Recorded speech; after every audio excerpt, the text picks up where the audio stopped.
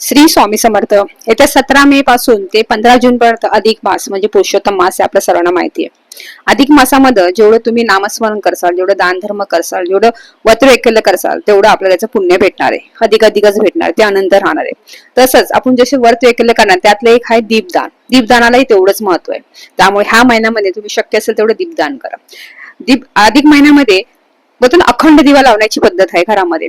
म्हणजे तुम्ही जसं आपण नवरात्रीमध्ये अखंड दिवा 9 दिवसाचा लावतो, तसे हा अधिक मासामध्ये अखंड दिवा लावायचा. 33 वातींची एक वात करायची, थोडीशी मोठी करायची, जी पूर्ण महिना म्हणजे 17 मे पासून ते 15 जून पर्यंत जळेल अशी बघायची.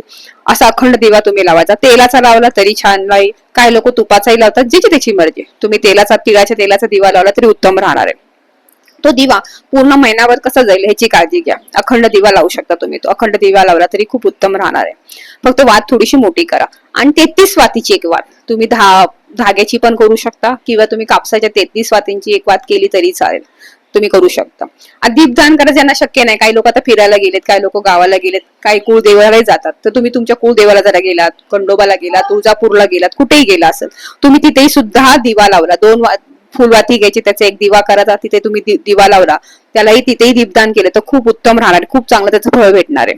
किंवा काही लोकांना अखंड दिवा लावणं शक्य नाहीये, किंवा रोज करणं शक्य नाही, किंवा बाहेर आहेत, तर त्यांनी काय करायचं, शक्य असेल तर रोज मंदिरात गेलात, तुम्ही रोज मंदिरामध्ये जरी लावलात दिवा तरी खूप उत्तम राहणार आहे. म्हणजे मंदिरात जायचं, तुपाचा दिवा 2 वातीची एक वात करायची आणि तुपाचा दिवा मंदिरात लावा. कोणत्याही मंदिरात, महादेवच्या लावा, विष्णूच्या लावा, स्वामींच्या मठात जरी तिथे शक्य असेल तिथेही लावा. जिथे शक्य असेल तिथे तुम्ही दिवा नक्की लावा. किंवा मग पिंपळा झाडाखाली जरी तुम्ही रोज दिवा लावला तिळाच्या तेलाचा तरी उत्तम राहणार आहे, खूप छान राहणार आहे. तुम्ही कुठे बाहेर गेलात, म्हणजे गंगा किनारी गेलात, कुठे नदी स्थळ असेल तुमची, तिथं पुण्यस्थळ असेल, तिथे गेला असेल, तिथे क्षेत्रावरती तिथेही तुम्ही दीपदान केलं तरी खूप उत्तम राहणार आहे. जसं आपण गंगेला गेलं दीपदान करतो, तसं केलं तरी उत्तम राहणार आहे. म्हणजे या महिन्यामध्ये दीपदान करणं खूप महत्वाचं आहे. तुम्ही रोज संध्याकाळी घरामध्ये एक विकत दिवा आणा, छोटासा स्टीलचा आणा किंवा पितळ्याचा, तांब्याचा आणा, तो विकत आणा अधिक मासाच्या अगोदरच. आणि तो दिवा तुम्ही रोज त्यात 2 वातीची एक फुलवात करून रोज दिवा लावा. त्या दिव्यासमोर तुम्ही तुमचं नामस्मरण स्तोत्र वगैरे पठण करा. आणि पूर्ण महिना झाला की तो दिवा तुम्ही दान करा. दानही, तो दिवा आपण महिनाभर जाळतो, तो दिवा दान करण्यालाही तेवढंच महत्व आहे. त्याला दीपदान असं म्हणतात.